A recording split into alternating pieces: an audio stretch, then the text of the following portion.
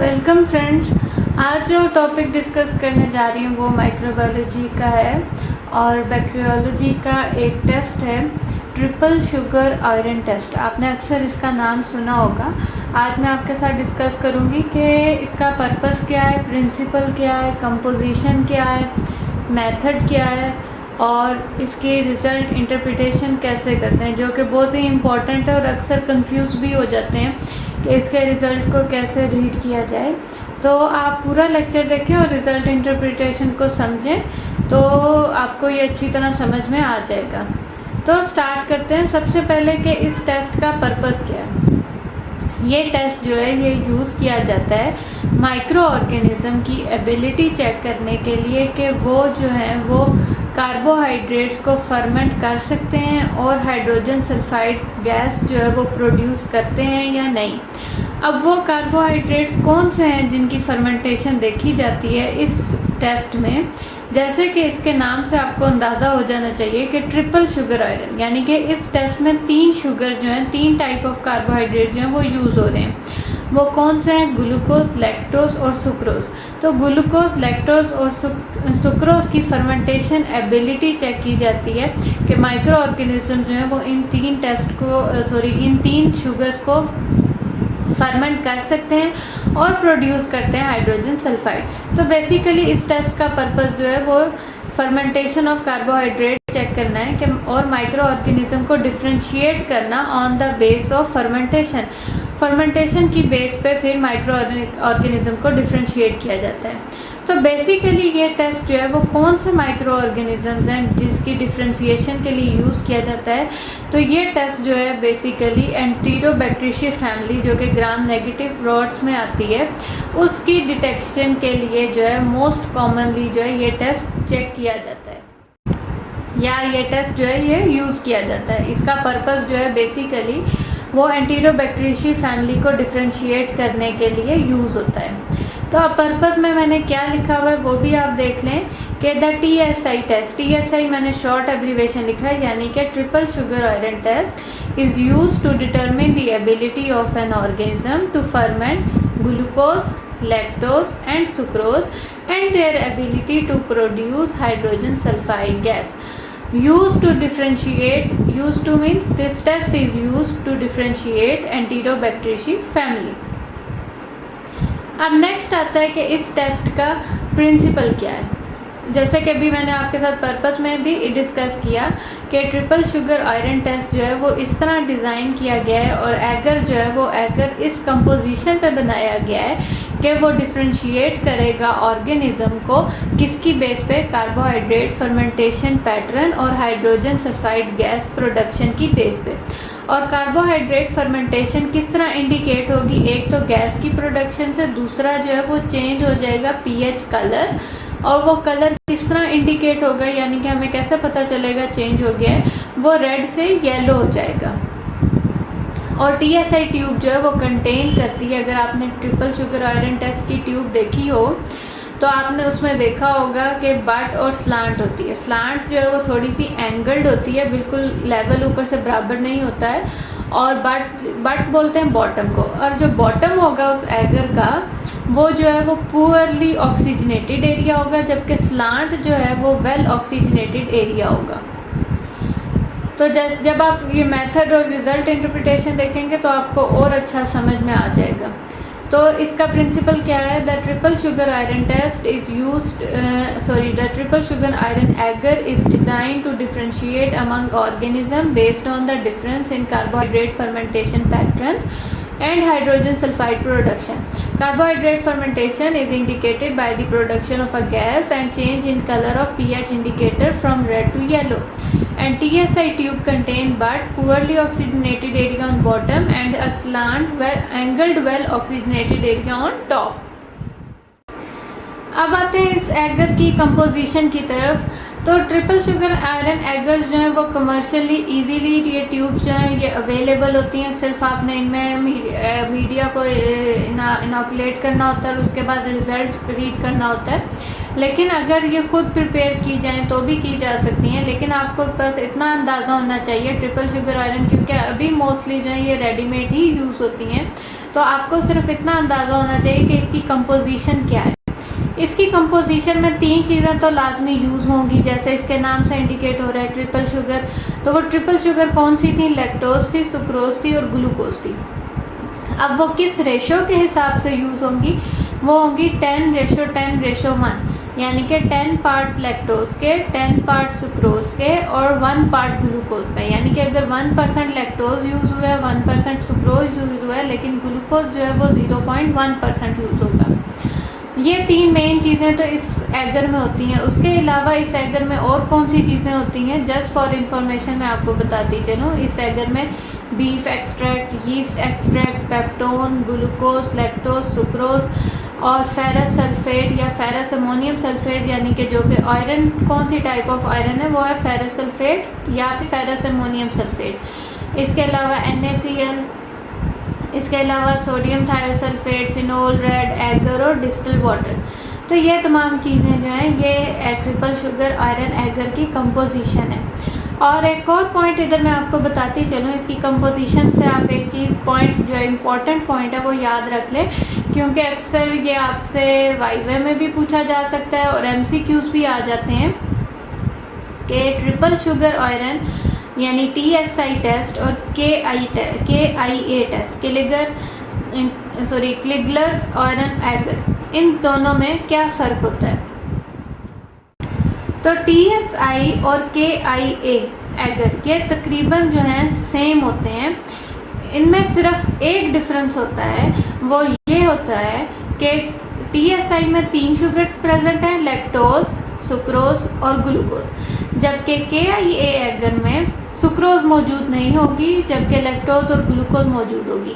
तो अगर आपसे ये कोई भी MCQs आता है या अगर आपसे कोई लैब इंटरव्यू में या जॉब इंटरव्यू में आपसे पूछते हैं कि TSI और KIA एगर में क्या डिफरेंस है, या वो इस तरह पूछ सकते हैं कि वो कौन सी टाइप ऑफ कार्बोहाइड्रेट या वो कौन सी शुगर जो है वो क्या कहते हैं TSI एगर में मौजूद होगी और KIA में नहीं होगी, तो आप बताते चलें कि जो सुक्रोज है वो TSI एगर में मौजूद होती है, जबकि KIA एगर में मौजूद नहीं होती है।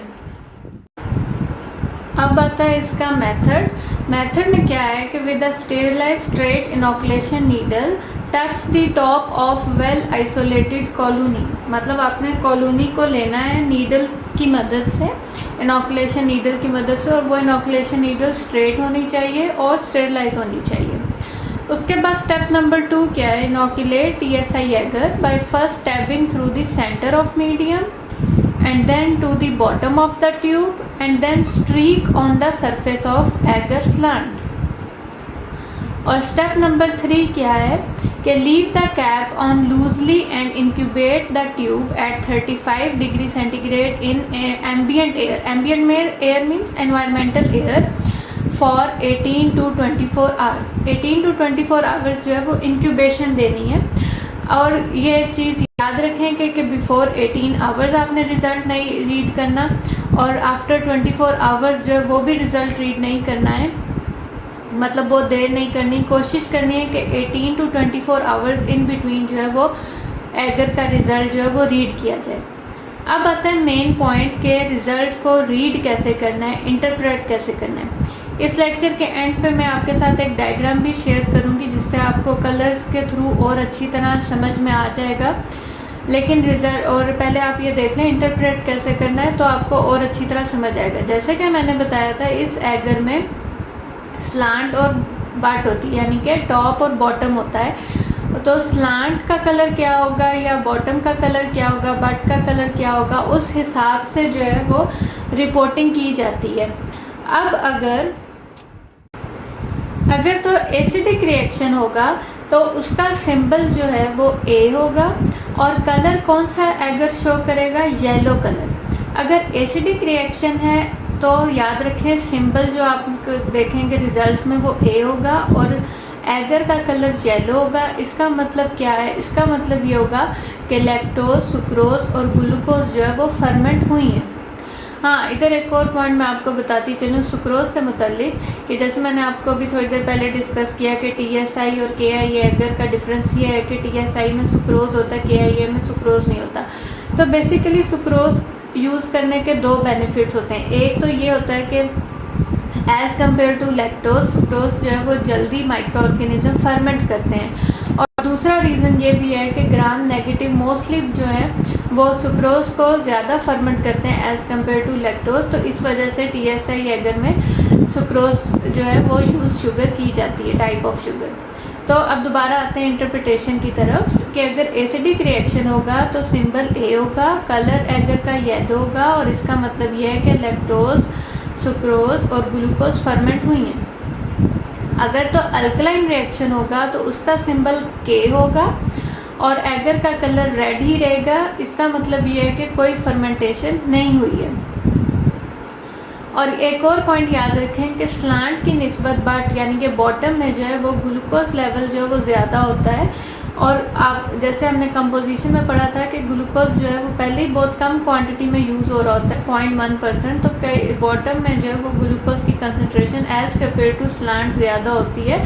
तो कई दफ़ा जो है वो बॉटम का कलर चेंज होगा। उस सूरत का उस कंडीशन का मतलब ये है कि यानी कि स्लांट अगर रेड है और बॉटम येलो है तो इसका मतलब ये होगा कि जो बॉटम है उधर सिर्फ और सिर्फ जो है वो ग्लूकोज फर्मेंट हुई है। डेक्सट्रोज भी हम उसे बोलते हैं कि डेक्सट्रोज फर्मेंट हुई है।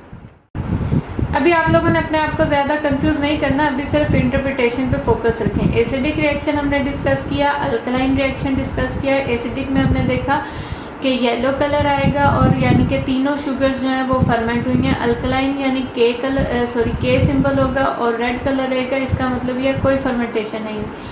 हाँ, अगर H2S यानी हाइड्रोजन सल्फाइड प्रोडक्शन होगी तो उससे क्या होगा कि ब्लैक कलर या प्रेसिपिटेट्स प्रेजेंट होंगे। उसकी रिपोर्टिंग जो है वो प्लस या माइनस से की जाती है। प्लस मीन्स के हाइड्रोजन सल्फाइड मौजूद थी उस कल्चर में, उस रिजल्ट में, और माइनस यानी कि हाइड्रोजन सल्फाइड जो है उस ऑर्गेनिज्म की प्रोडक्शन नहीं है। नेक्स्ट पॉइंट जो रिपोर्टिंग में आता है वो है गैस प्रोडक्शन। गैस प्रोडक्शन जो होती है वो कार्बन डाइऑक्साइड एंड H2 की वजह से प्रोड्यूस होती है। तो इसकी भी रिपोर्टिंग जो है वो प्लस और माइनस में होगी। प्लस यानी कि ये ऑर्गेनिज्म जो है वो गैस प्रोडक्शन ऑर्गेनिज्म है, माइनस यानी कि ये ऑर्गेनिज्म जो होगा गैस प्रोडक्शन नहीं होगा।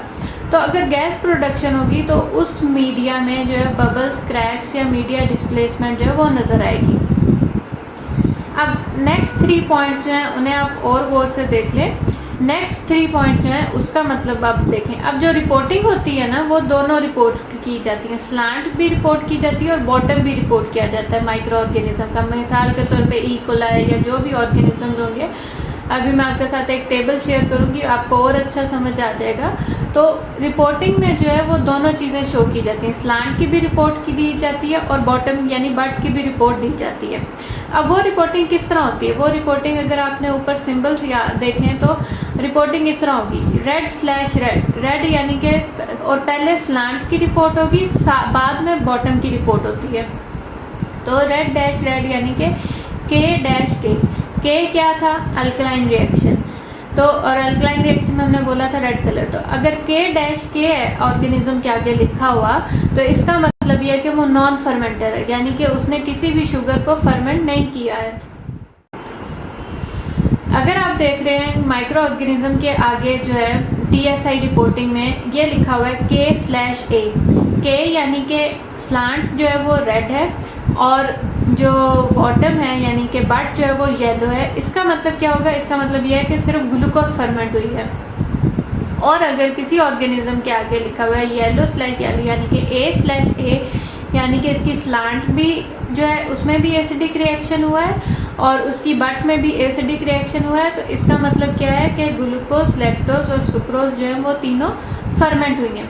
अब मैं आपको रिपोर्टिंग शो करती हूँ कि ये टेबल फॉर्म में कि कैसे कुछ ऑर्गेनिजम्स के एग्जांपल देके तो आपको जो ये इंटरप्रिटेशन जो है ये और अच्छी तरह समझ आ जाएगी।